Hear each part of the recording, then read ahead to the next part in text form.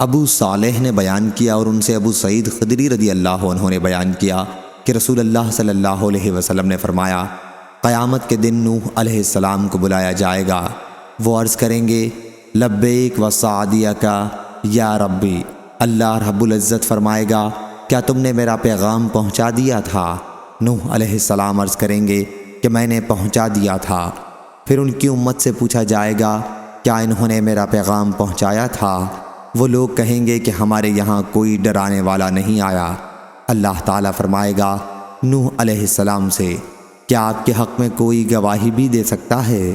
وہ کہیں گے کہ محمد صلی اللہ علیہ وسلم اور ان کی امت میری گواہ ہے۔ چنانچہ حضور صلی اللہ علیہ وسلم کی امت ان کے حق میں گواہی دے گی کہ انہوں نے پیغام پہنچایا تھا، اور رسول یعنی حضور صلی اللہ علیہ وسلم اپنی امت کے حق میں گواہی دیں گے کہ انہوں نے سچی گواہی دی ہے۔ یہی مراد ہے اللہ کے اس ارشاد سے کہ اور اسی طرح ہم نے تم کو امت وسط بنایا تاکہ تم لوگوں کے لیے گواہی دو اور رسول تمہارے لیے گواہی دیں۔